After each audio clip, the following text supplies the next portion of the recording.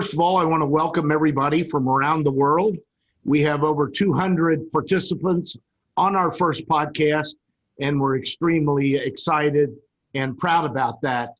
A little bit about the podcast and what precipitated the name. For those of you who know me in the industry, you know I like to have fun. My license plate on my Corvettes for 48 years have always said, "I'm for fun." And of course, the policeman, when he gives me the ticket, says, "Let's see how funny you think this is." That's been their MO. We here at ITPS, we take fun seriously. That's been our motto for years. Fun is a serious business. And our industry is a serious business. And we've never gone through a more serious time in our history than we are experiencing right now. So we felt it was important to bring people in from the industry who could speak to different topics. I'm really proud today to have our first participant guest, someone who's known around the world. He's a longtime friend of mine, 30 plus years. He's a colleague, and we know him as an industry icon and certainly well respected. Jim Seay. Jim Seay is president and owner of Premier Rides in Baltimore, Maryland. And he is one of our champions of safety throughout the industry, throughout the world.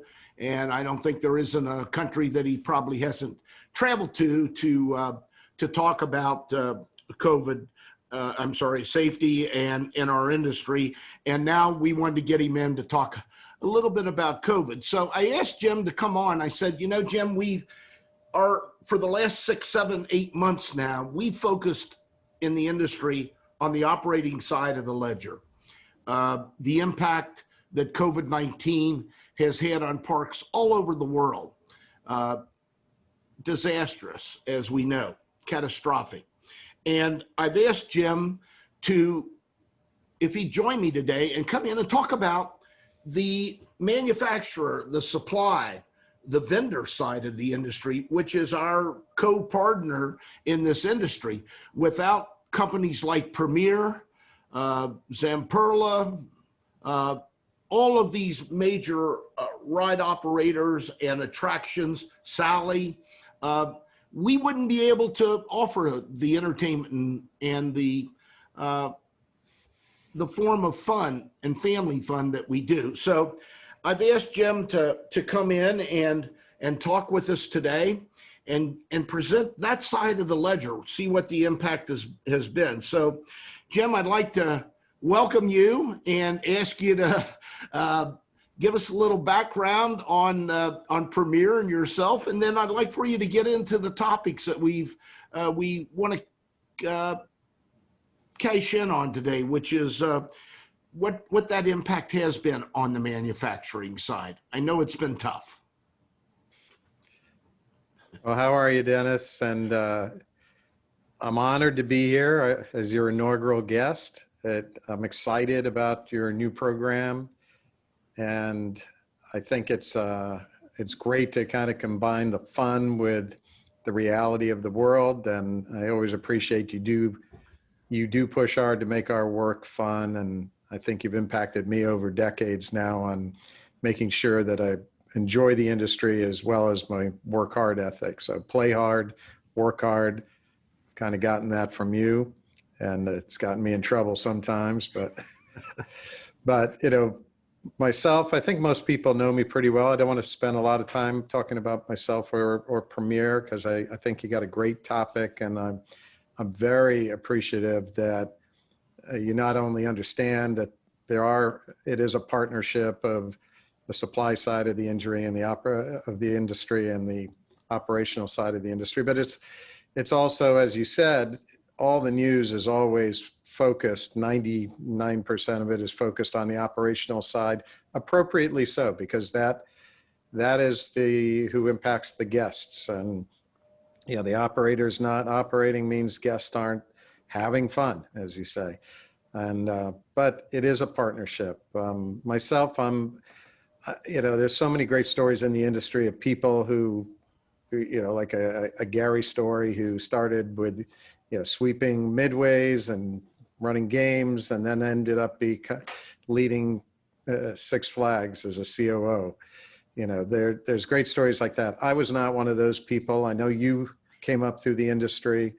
I came out of the aerospace industry. I was very fortunate to get out of college, and even during college work for Howard Hughes's company, Hughes Aircraft. Had the aerospace period when there was a big buildup under the Reagan era, and that was great. But I was also fortunate that I transitioned thanks to a gentleman who was the former head of OABA, former Six Flags exec, Bob Johnson, convinced me to switch from aerospace engineering into this field, which might seem like a big change, but you mentioned safety, and because our industry is so focused on safety, it actually uses the same tools as the aerospace industry, same programs, same failure modes analysis. So there's a lot that comes together there. I worked with Six Flags originally as a corporate guy, and then as a park guy, maintenance, engineering, capital.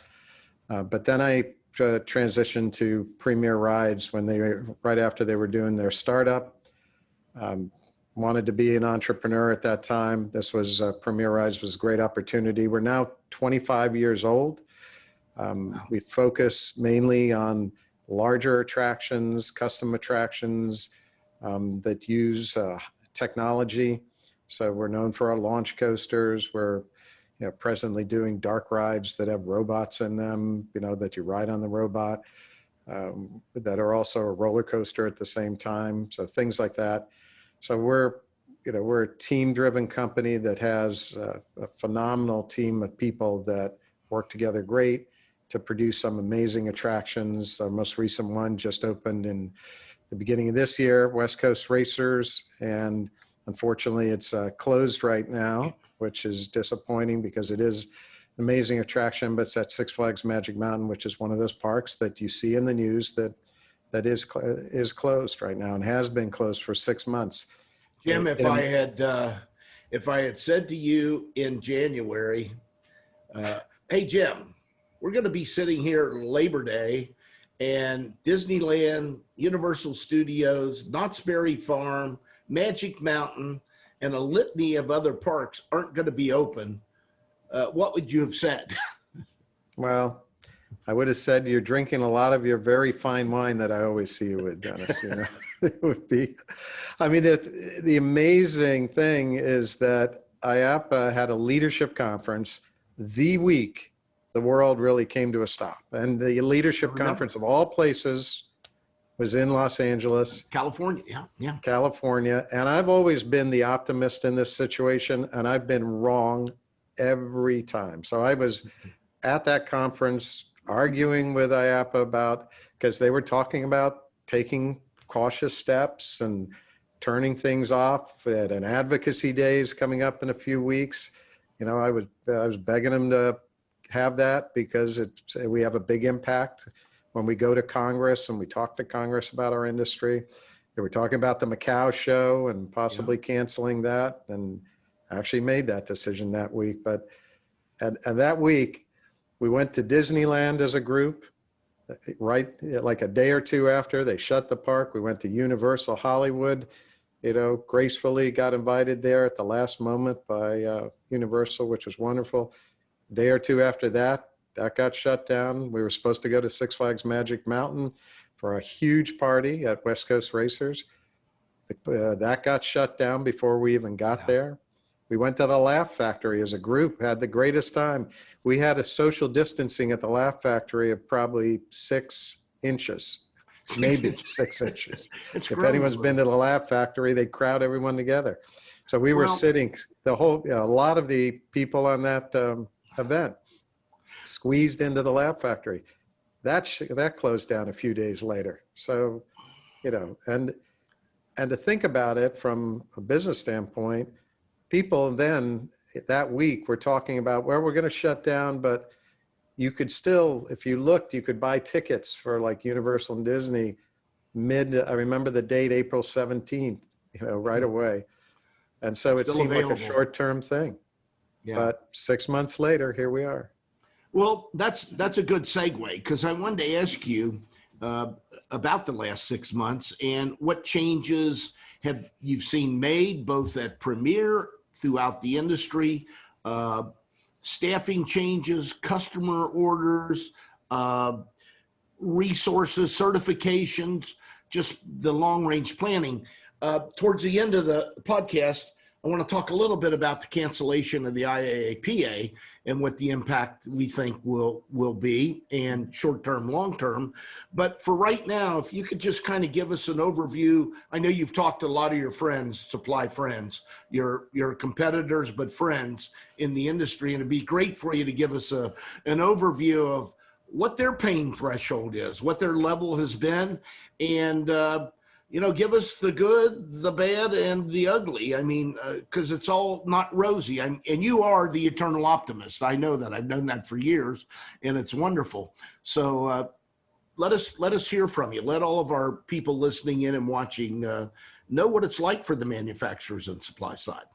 Well, it has been, and I've talked to a lot of the suppliers, and suppliers tend to be very optimistic. I'm not just optimistic, but you got a guy like John Wood, and he sings Christmas songs the day open, IAPA Expo opens. John's with us this morning. Hey, John.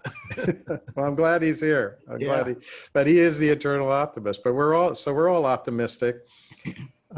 It is a very difficult time for the suppliers, and it's simple math that if you have your customers, our customers are not the guests. Eventually they are, but our customers are these amazing operators who provide lifetime memories all over the world to millions and millions of people. So if our customers, the operators, have business results that you put them out, Dennis. These business results are they're doing 10% of their normal business, 15% of their normal business. They're taking on massive debt loads in order to be able to survive. They've all come up with, if I read the articles that come out in ITPS on a daily basis, I mean, this is a lesson in survival from the operator standpoint, with all the funding mechanisms that they're using to stay alive. But the math is what happens if, number one, if you've got revenue levels at 10 to 15%, the last thing you're thinking about, and the last thing you should think about, is what are our next big capital projects going to be, or even what are our next small capital projects going to be. One of the CEOs told me on a call that a number of people in the industry were on. That CEO said, if anyone thinks there are going to be buying decisions in the next year, maybe 2 years, maybe more, they're not thinking properly, because we're going to take every single penny that we make to put it towards debt service, because we've got massive loans, and a lot of these loans, there's people we know who've taken on some loans from companies like Jeffries at 13%. Yeah. 13%. Well, we've seen for months that the big five, they've all gone out to raise, as you indicated, and the cash burn, we've never seen a cash burn like this in our industry ever. It's stunning. I'm only talking about the U.S. And if you look at Six Flags and Cedar Fair, I mean, they were saying in their reports they were burning 25 to 35 million a month. Disney was burning at one time 125 million a week. SeaWorld, all of the big operators. So never have we ever seen a stop of income in the middle of the season. Yeah, and you've got the European parks. I've read articles on Efteling's cash burn, Liseberg's cash burn. I mean, you've got these great parks in Sweden that can do an amazing job of social distancing, controlling their guests better than any public area. and they're not allowed to open. Same with New York State, which is, you know, being treated Right. pretty unfairly, I think. But for the suppliers, that is a flow down situation that, you know, as optimistic as you want to be, you also have to be realistic. And you know, the realistic viewpoint is in 2019 and the years before that, what you had is a big buildup within the manufacturing supplier base. And this isn't just rides. This is whatever products have to be delivered to the Everybody. parks, everybody. Yeah. And they naturally built themselves up because the theme parks were doing great. Our industry was doing phenomenal. You know, we were just kicking it. And now you have a situation where you have an almost instantaneous downturn of maybe 80%, 90%. And that is going to flow down to the suppliers. The suppliers will survive, or I'm sorry, the operators. The operators are going to survive as any way they can. And, you know, the stories are brutal that you read out there about, you know, layoffs and all this going on. What about in your relationships with the operators?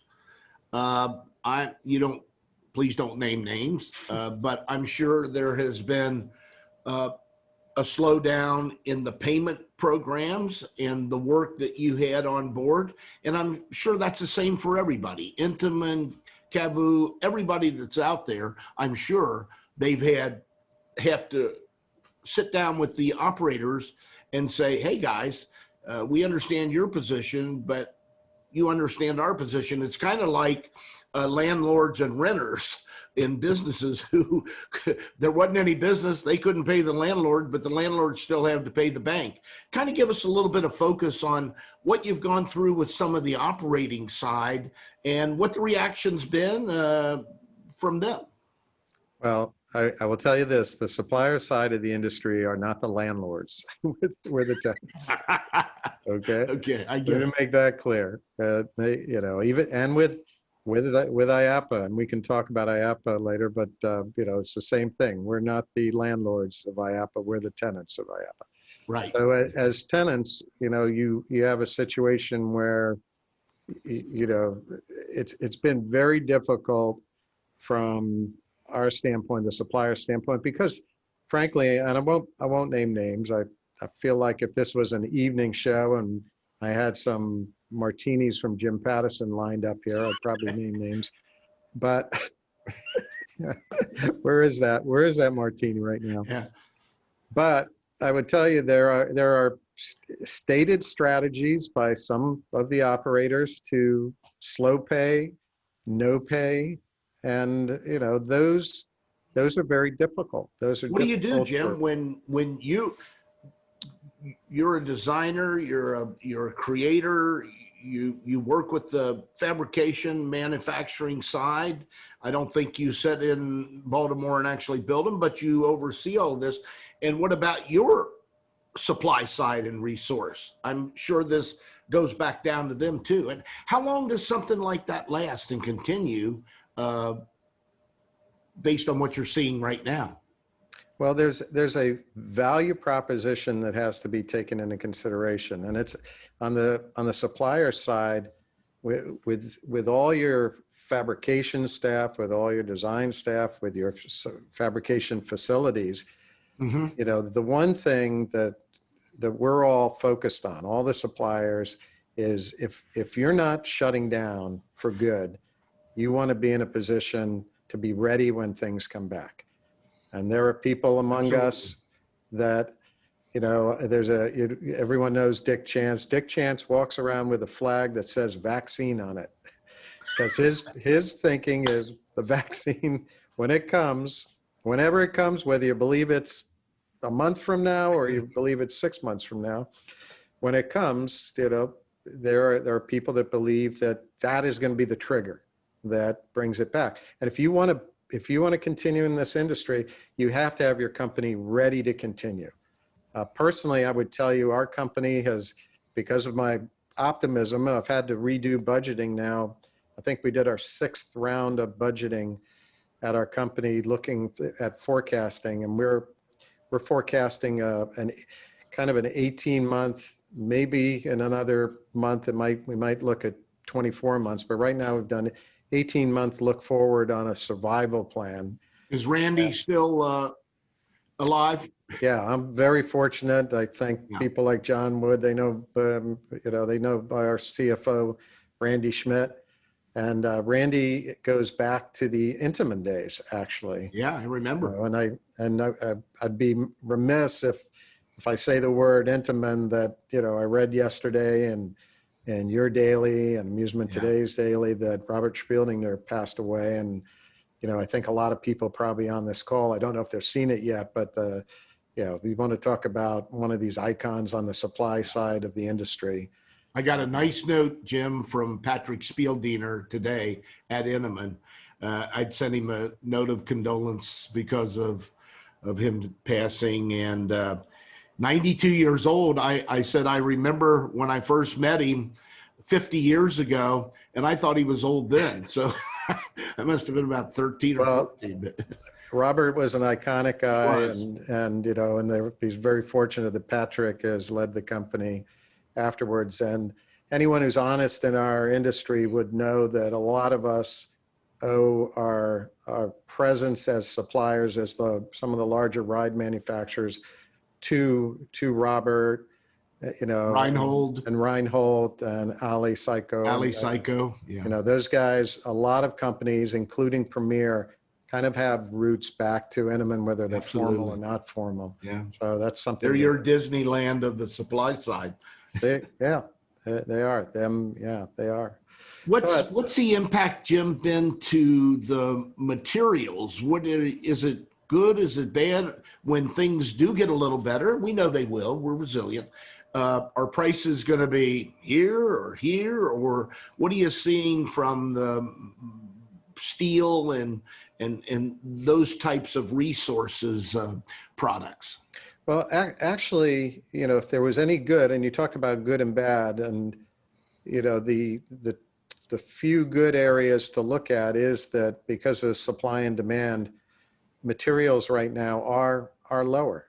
So the steel material costs are lower, and because of that, pricing tends to be right now. We're holding prices that were like a year or 2 years ago right now.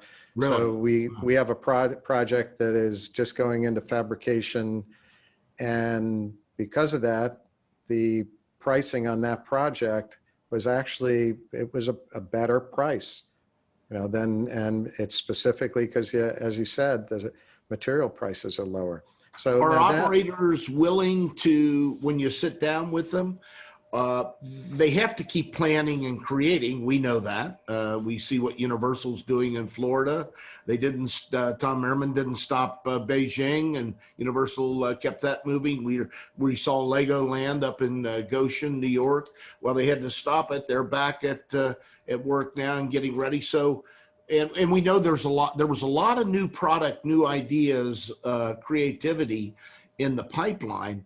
Do you see the operators stopping that now, or are they sitting down with you at the table and saying, hey, look, we may not be able to buy today, but we've still got to talk to you?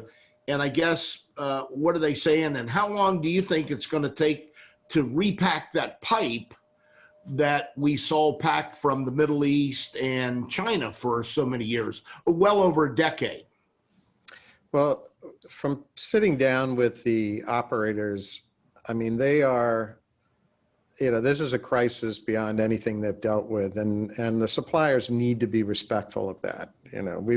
There's been some efforts to connect suppliers and buyers, and those really haven't been that successful for good reason. I don't think any supplier should complain if the operators aren't showing up to events or online events, online trade shows. Right now, the operators need to survive, and having worked at Six Flags in the corporate office and seeing that environment, and these businesses, whether it's a family business like Knoebels, or whether it's a Six Flags park or a SeaWorld park, I mean, they have some amazing intricate business models, and every element of them right now is affected, every element of those models. So the idea of sitting down with buyers, we are being very respectful. I know other suppliers are being very respectful. Can you have discussions? There's discussions. Yes, you can, because we naturally have ways that we intersect. Sure. But there are other things for suppliers to be really focused on. I would tell you from the ride supplier side, there are a lot of things that the operators can lean on the ride suppliers to help with. I keep reading about significant cuts in staffing at the operators. Well, if there's cuts in maintenance, in the off season when maintenance needs to be done, a lot of the ride suppliers can instantly become, maintenance support facilities. They can do, Yeah. we've done vehicle rehabs for a lot of the big guys. Other companies do rehabs. So that is like baseline maintenance. So the ride suppliers can be helped by the operators if the operators need baseline maintenance. And I think that should be considered. The operators want the ride suppliers to be around when things come back. My thought is that talking with the operators is, they really don't want to think about big projects. Some of them will. Some of them who have bigger staffs will always have some people that focus on that. But the companies that run lean and mean, they want to figure out next year. And, I don't know what your predictions are, Dennis, for next year, but I'm being told by the operators, they're certainly not budgeting for 2019 numbers either next year or the year after. Really, Jim, we do a lot of research, as you know. We talk to everybody in the industry, and I don't want to be the doomsayer. I try to be practical and the pragmatist about this, but we really see this carrying into 2022. We certainly believe that once the vaccine, like Dick, gets in, people, yes, wave the flag. They're gonna come back, and we know they do. But we have never, the word I use, and it's not my favorite word, is fear. We've never seen fear in the public's eyes and reactions like we have this summer. They're just, at this point, they're not ready to come back. They are not ready to come back. And no matter what the parks do, no matter how much they promote, no matter how much they discount, the people just aren't there. And I've been to several parks and that would, during their peak season, literally the peak weekends, where they would be carrying 40,000 visitors, maybe having 5 to 7 or 8. And peak. And that wasn't just 1 or 2 days.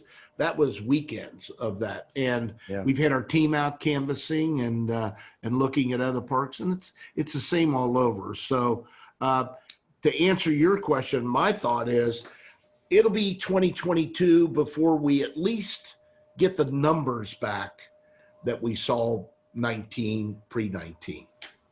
Yeah, and that's a challenge, because the good news, again, the little bit of good news is that, the businesses had built up, and when the shut-off occurred, a lot of companies like Premier we've got a lot of projects that were in process.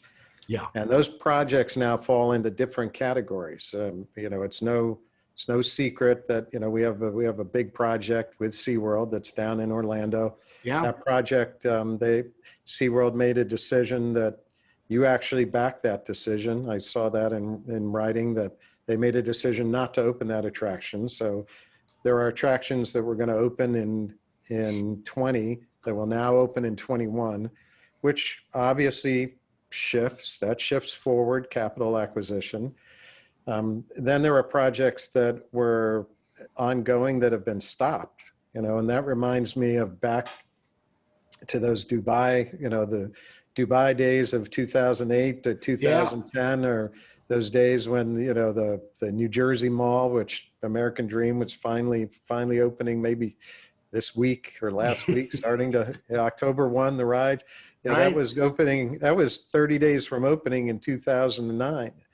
And a lot of people had rides going into that back then, and all those stopped. So there are projects that have stopped. There's projects that have been delayed, but a number of manufacturers are in good shape for a period of time because they did have work in progress. Now the issue becomes our work is a cyclical nature, and we have to feed the different elements of our company. So a ride company, we have a design team. They always have to be designing what's happening in 3 years or so. So that's the end of the business that gets stopped, is a lot of the design work.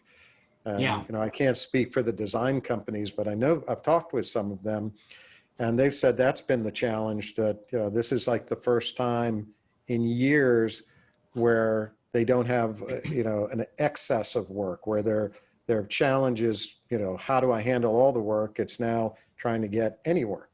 Yeah. So, well, we saw a little ray of sunshine sunshine this weekend in Orlando. We'll see how long that sun stays out, but if you read our news this morning, you'll see there was a story by the Orlando Sentinel that talked about Universal hit capacity, Disney hit capacity over the holiday. iDrive was packed. Now, let's qualify that, okay? They were hitting capacities at the levels at which they're allowed to operate. Right. So they weren't at the 2019 capacities, but it's an indication, again, that we're resilient and people do want to come out, and we are the global form of family entertainment preferred, and still have the price value relationship. So that was a good article, good piece of news that we saw. And absolutely. I know here in Cincinnati, we saw people, it was beautiful weather this weekend, prettiest weekend we've had in months. And everyone was, where restaurants were open and had outside seating. And I wanted to ask you about this, your thought.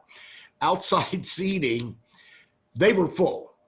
Yeah. The ones that didn't have outside seating, they were at 10 to 15% capacity. Yeah. That comes back to the fear, and people are still concerned about coming out. What's it like up in Baltimore, and what are you seeing up in the Northeast? No, it's the same. I've spent part of this time down in Florida. Florida, like you said, has a different kind of attitude, and down there they opened restaurants a long time ago with outdoor dining, and those restaurateurs turned every nook and cranny that was outdoors into a dining table. So right, the restaurants were they were full down there, and they've been full here up in Baltimore in the ones that can do outdoors. And the challenge becomes, it's already started getting, we've had a couple cool nights up here in Baltimore, and that's going to be the same for up in New York City. That New York City has been struggling with the restaurant situation. There was a statement yesterday that Cuomo up there is telling them it'll be June of next year before he made that public. It might be June of next year before restaurants have indoor dining. And you talk about killing businesses. I come from the New York City area, so I'm particularly upset that we have an industry that so many individuals came together, working with IAPA, NEAPA, PAPA, all the European group with the MEA at IAPA. All these people that came together have put together incredibly thorough standards on how to operate safely, and have staffing that they could operate safely. And then in New York City, you go to some areas that they're like packed and people aren't wearing masks. And then you go to Coney Island and it's deserted, where if Coney Island parks were open, they'd be operating with social distancing. They'd control the crowds. So it's disturbing. Well, we've got a lot of friends at Coney Island, as you know, and have it is the 100th anniversary of the Wonder Wheel. Yeah, and that unbelievable Dino's Wonder Wheel 100th anniversary. Well, it's really been disastrous for not only the major operators, as we know, the big players, the chains, but the small guys. And I know you talked to a lot of them. I know you talked to Dick Knoebel. I know you talked to the Waldemar guys. I know you talked to the Kenobi. I know you talked to, what do you hear from those guys from a buying or supply or just a general reaction? Well, they've, Pennsylvania's had a tough year. It took them a while to get permission to open. And then I think it was the same situation that, people just weren't ready to go with masks into the park and just didn't want to deal with that. And so, I'm on all those calls, the PAPA calls, and people were very transparent on what the numbers were, and the numbers were the same numbers we've talked about. And those parks are, when you sell a product, to even a Kennywood Park or an Idlewild or a Knoebel's Park, you have to find a way to make that, financially justified. I mean, they don't have large budgets that they can throw at capital. So the idea of selling attractions to them right now is I think very slim, is to be honest. And that's what makes it tough for the suppliers. And the suppliers, the issue is to build these attractions from the ride standpoint. I'm not speaking to all suppliers, but from the ride standpoint, there is a level of art to the fabrication of these attractions. I mean, there's a reason rides today, coasters, for example, you go on a coaster that's built today, and whether it's a wood coaster, whether it's a hybrid coaster or a steel coaster, inevitably people go on them and say they're amazingly smooth. And that's just because of all the experience of the last decades that these fabricators and technicians, which really are to some respect artists are. And the last thing you want to happen is have that base of expertise leave the industry. And that's where we're at right now, because there are other industries that frankly are doing well. I mean, there are engineers that are leaving the ride business. They're going into the military side of the business because of the economy, because government jobs right now are a good position to be in. They're hiring at Northrop. They're hiring at Lockheed. They're hiring at NASA, SpaceX. They're hiring there. Hey, I remember in '96 when the U.S. Navy came to Kings Island to visit your Flight of Fear to see if they could learn something for their, I believe it was their launch system off their aircraft carriers. It got built. It actually got built. Did it really? I didn't know that. Yeah, Premier had an involvement in that, and I remember it did get built. It's on the new carrier. It's on the new carrier now. But I remember that. But when I left the military aerospace field to go into entertainment, that was at the end of the Reagan era when they were, the budgets were going down for development. Now you have a situation where, like the U.S. here, so as far as U.S. ride suppliers, the military budgets are going up, so that pulls talented people out of our industry. That is my biggest concern is, on the supplier side, is we lose the talent, the fabrication talent, the welding talent, the machinist talent. It's hard to replace that, especially, with the way younger people are. It's not, you can make in the US, you can make $100,000 welding. If you work overtime, you can make $100,000 being a technician at one of the destination resorts.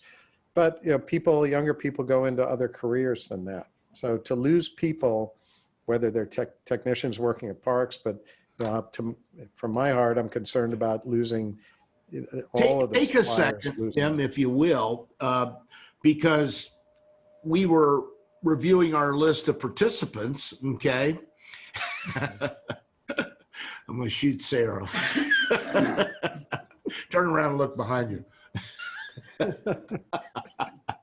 We'll talk about that later. We've looked at our group, and we've got some budding geniuses, young people in college, universities, and even high schools who love our business. They follow us through different ACE and a lot of different groups, and they're on the podcast this morning. And one of them sent in a question, and what they want to know, Pam, with They were asking what advice you might have for students that want to start their careers in the supply side of the industry. they want to know what you would give advice you would give for students starting on the supply design side of the industry. Well, I'm actually the chairman of the IAPA Foundation, and we have a Right. mission of bringing young people into the industry. So I have to caution myself not to say don't. No, we've done well. I know, because listen, up until last year, I was at the ASTM annual meeting, which was it was a big celebration at Francine Gonzalez taking over ASTM. Yeah. The first woman running ASTM, and Perfect pick. it was a big deal. It was I think Pam showed me a note here. I think one of the things they wanted to know was, just briefly, is there a course to follow, work in a park, intern at a place like Premier or Zamperla or Cavu or Intamin or whomever, Great Coasters? What do you suggest that they follow, and so they don't get shut out? Well, what I'd just be real clear, because I think it's important to be transparent and honest on this call, is that there's two things to consider. And I would tell you this as the IAPA chairman of the foundation.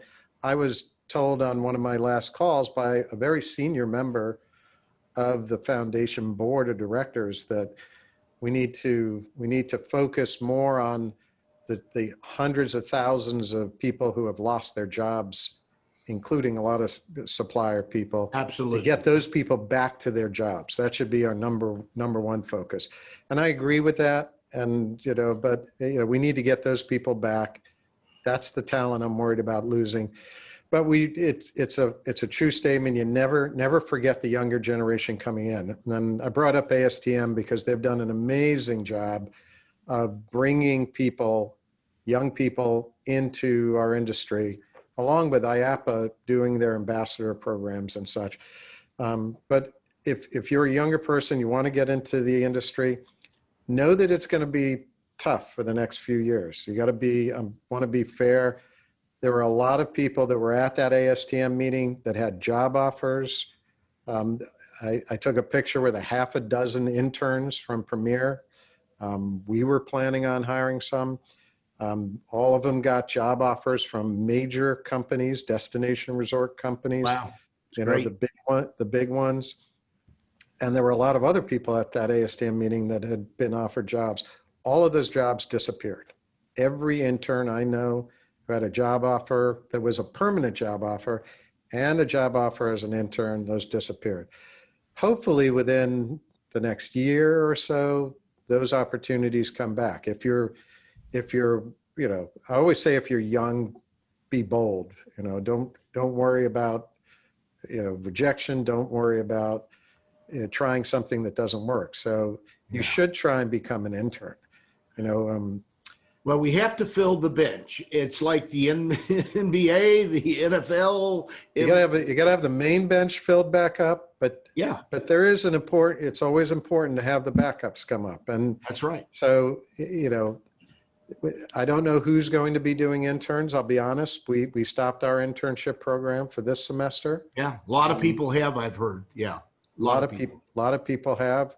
I don't know if Great Coasters has a phenomenal internship program.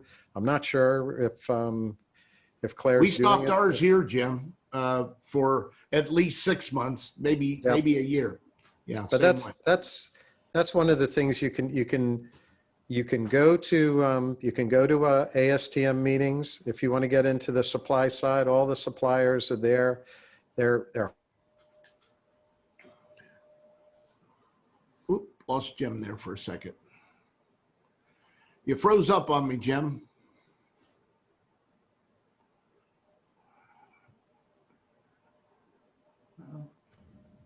You lost connection. Lost you there, Dennis. There you are. You're back.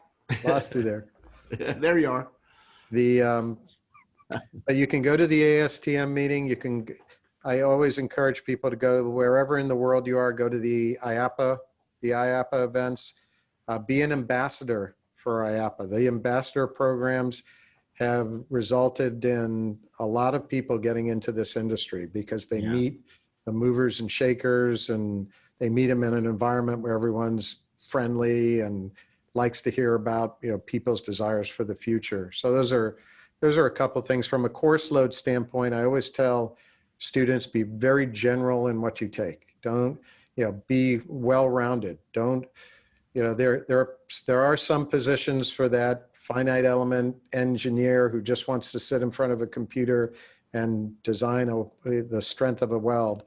But there are more positions for people who can be well-rounded, technically sharp, but know how to machine something, know how to design something, know the business behind what it takes to sell something. Those are the people. What about this, Jim? The operators we know, because you talk to them and I talk to them, they've really come together to share ideas and collaborate during this time. Has the supply manufacturing side made any overtures towards, hey, let's get together? We can't do it at IAPA. We're going to talk about that in a minute. But has there been any crosstalk via the social medias or the internet to talk about, hey, I'm doing this, or you doing that? And second part of that question is, do you think there'll be any diversification and consolidation? Do you maybe see, again, name names, but any manufacturers coming together, maybe working together? Parks are always looking for new parks to buy. Are manufacturers looking for collaboration to grow and build and become larger?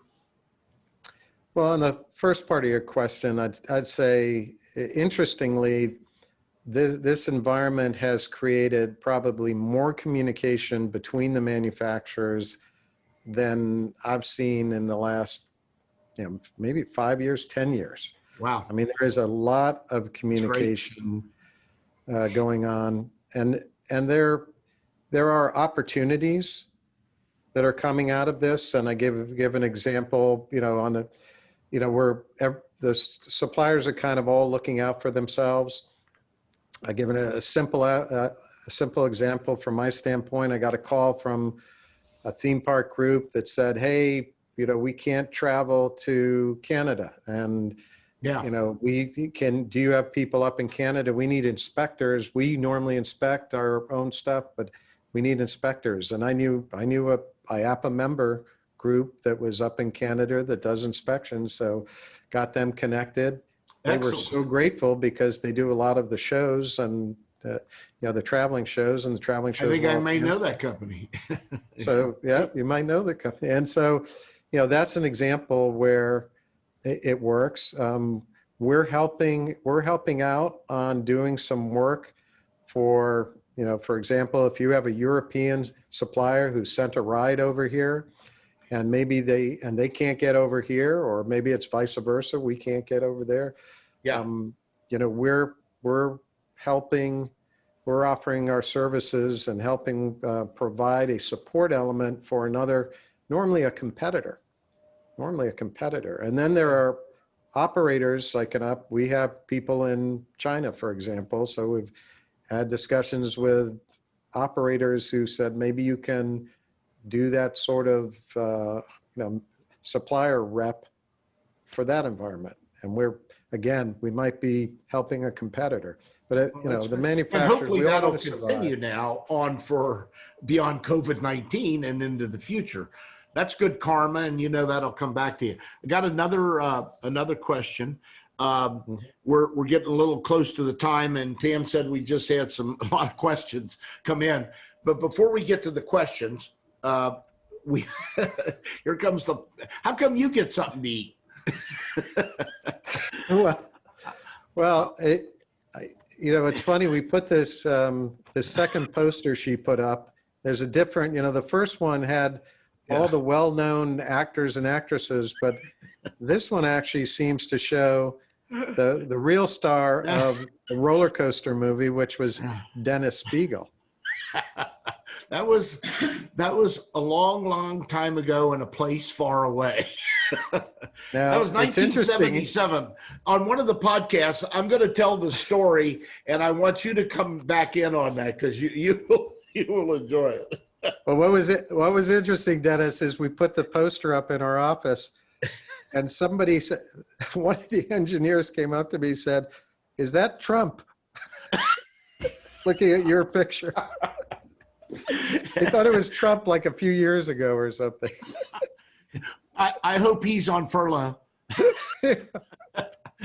Here's my next question.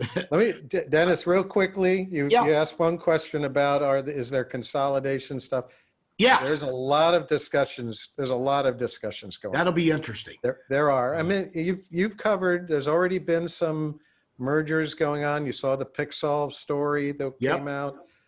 There are ride manufacturers that have, there's some that have openly gone out, which I'm surprised, and said we're for sale. There's discussions, and those I'm surprised haven't come out on the news because they're just emails I got without an NDA. But I'm not going to name names, but there are others that there's other discussions going on about consolidation. Is that healthy?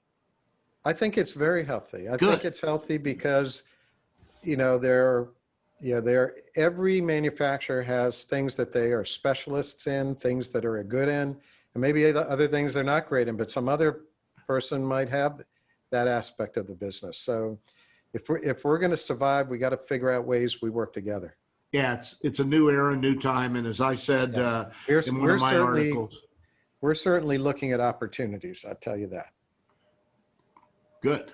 Well, it's not just zero-based budgeting; it's zero-based planning and functioning. So you gotta go beyond the budget and get creative. Jim, I want to lead into another topic that we discussed at the top of the podcast, and that is all of the shows that have been canceled that you've missed. Sarah sent me a list, and I'm just going to read them, and then we'll end up with the big one. NIAPA, the New England, CAPA, the IAPA Advocacy Days, the TEA Summit, IAPA Latin America, and we've got a lot of our Latin America friends on. You can say hello to Elaine Baldacci and Renee Aziz and Marcelo Goodclass, Gerardo Arteaga. There are a lot of people on from there. It's a lot of legends. Those are all legends. Yeah, exactly. At least in their mind. The EMA, Asia, Macau, and certainly well, there are a couple more actually. There's the Golden Tickets. We missed that. What a great event Gary throws every year. Europe, Atlanta, and certainly last but not least, IAPA Orlando. Me personally, I sent a note out in one of my daily news, and I said, you know, we're not going this year. This is my 50th year of attending IAPA. It was a painful, we made a concerted decision here at ITPS. We weren't going to travel. We didn't want to be on airplanes. We didn't want to be in hotels. We didn't want to be in crowds, although we love our friends who would be in those crowds. And we don't have the money. The economics are not there this year to go and spend. And a company like Premier, I don't know what you spend on your booth. I want to know what you and Jim spend on the suite, the Premier Ripley suite. I would say somewhere just the alcohol is probably north of about 100, 200 million. So you got to sell a lot of roller coasters just to cover the booth. But seriously, we're not going to be at IAPA this year. They made the call, albeit late. There was a lot of talk and a lot of current flowing through the industry about, come on, make a decision, guys. Everything in the world is canceled. What's your view on that? What's your take? And where do you think we come out of that? Well, I would say that I remember when you wrote your 50-year column, and it was a sad one to read, Dennis. I was sad when I read it, but you were right on the mark. It probably was the motivating factor that, you talked about, are the manufacturers talking? We were talking with other people, and we got together with, Chance and Great Coasters and Larson, and said, let's be the leader in this issue. Let's be bold. So we put out a statement pulling out of the show when we thought that it was already late at that point, because you were making it clear that a decision should be made. And when you talk about the amount of money that goes into these shows, it is a stunning amount. I remember Randy coming to me.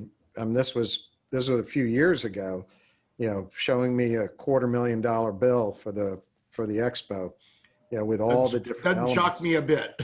and that was a few years ago. Yeah. We have a lot more booze these days in the suite. So the number You're gonna have is a lot more stunning. reason for people to drink in the future. I can tell you that. That's true. But what people have to understand is, I always remember, I had a friend who works on the Macy Day Parade, and they came out of that old movie Miracle on 32nd Street and 34th Street, that they talk about that they start the planning for the next parade the day after the parade on that Friday, and the show is similar. Any of the shows, and now we've got them. We have shows going all the time now because we participate in like 4 or 5. That there's a tremendous amount of cost leading up to the show. And that's what the concern was with manufacturers, that just felt they weren't being heard, because especially if you're a European or if you're an Asian supplier who's going to exhibit in the US for that expo, you've got to design your booth months ahead of time, and you're spending expensive money, designing that booth. And then you got to start constructing it, and so the issue becomes, excuse me, it's for the movie. You're getting all kinds of food. So the issue becomes that you're spending, and then you've got just all the staff that you have to do all that's doing all the planning work. That and I bleed IAPA. Right? And everyone knows that. Yeah. I love the IAPA team. I mean, our company would not be where it is today if it wasn't for the work of the IAPA staff. None of us all would. those shows leading up to 2019. There is no question. I give them a lot of the credit. However, the reality is when your clients go down to 10%, they weren't going to come to the show. They told me they weren't coming to the show. So that's why we made that statement. If anyone hasn't read the letter, it's on our Twitter site, from the 4 companies. And, we love that show, but people have to take into consideration the amount of cost that is being spent prior to the show, that all of that money could have been saved with an earlier decision. So, I'm not being critical from the standpoint of critical against IAPA. Love IAPA.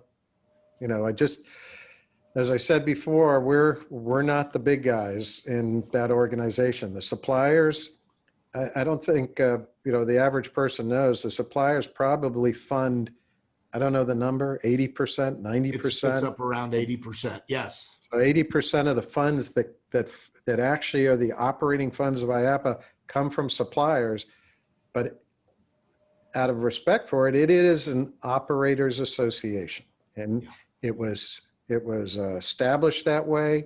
It's existed 100 years for that way, and that's okay. But it is an operators association, and so the supplier, it's a very strange scenario. An operators association, 80%, 90% funded by suppliers.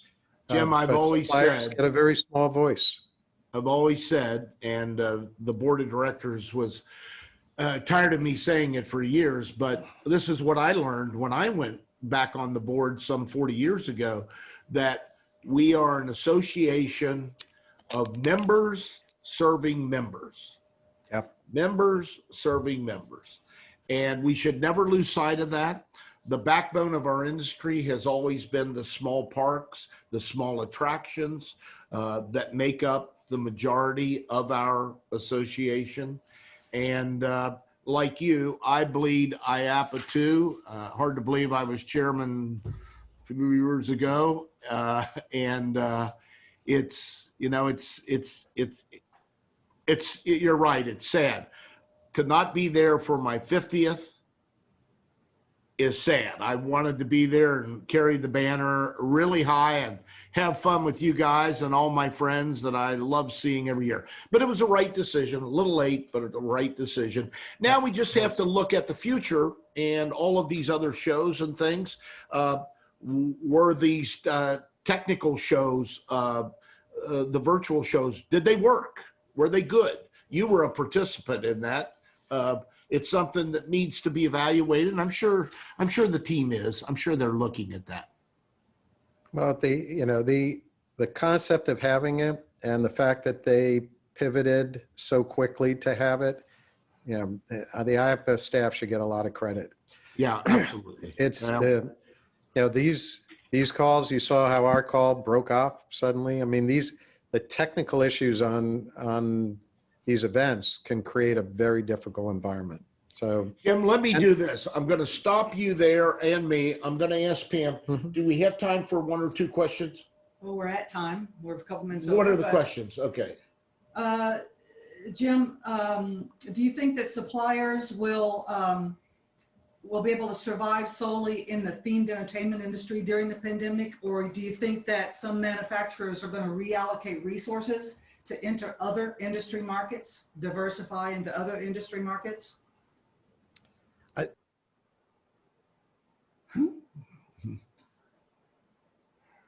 We lost you, Jim. We lost signal. That was pretty good. Only 2 signal losses. The question, is he coming back? Now, can I still be seen or heard? Yes. Okay. We're still on. We're still We're on. still live. So, Jim, Sarah must have not paid the bill, or they were tired of looking at roller coaster in the background. I'm going to do this. We're going to cut off here. I just want to say thank you to everyone. We're well over 250 people now on the podcast for our inaugural podcast. And I just want to say we've got an exciting lineup of people coming who have agreed to participate, like Jim Seay has. We've got Keith James, CEO of JRA.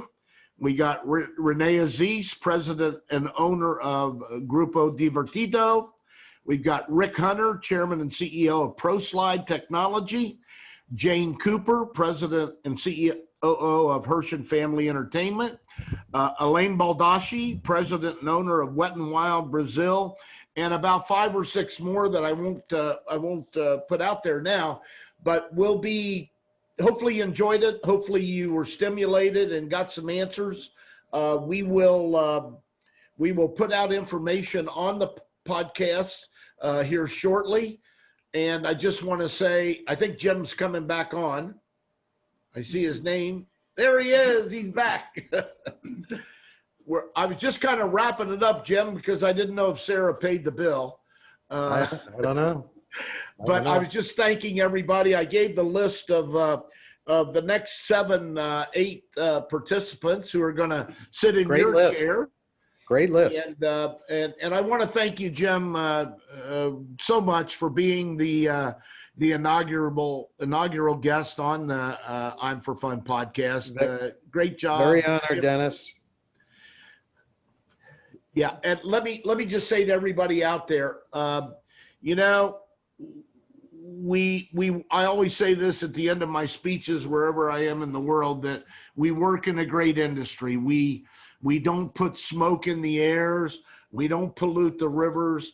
At the end of the day, what do we really do? we put smiles on people's faces. And what can be better than that? And we create memories for them. So, Jim, thank you so much. Sarah, the Premier team, thank you very much for, this was a lot of work getting this thing together. Would you put Sarah in there where I could see her just for a second before we say Yeah. goodbye? Dennis, make sure everybody knows this movie is a great one to watch during this I pandemic. don't even think you can get it on Netflix anymore. You can get it on Amazon, and it's 43 years ago to this week, I think. 43 years. It feels like about 73 years. And you were a park president in the movie. I And a park was the president. the a reason park they president gave me for the life. job in the movie, I had 6 speaking parts. They asked me for 2 months to do this. I said, no. They finally wouldn't leave me alone. I said, what is the line that I have to say to open up? And the director said, would somebody mind please telling me what's going on around here? I said, hell, I say that 50 times a day. That's simple. Look, I want to leave you with one thought. We're not here for a long time. We're here for a good time. Thank you very much. I'll talk to you guys later. Over and out. Thanks, everybody.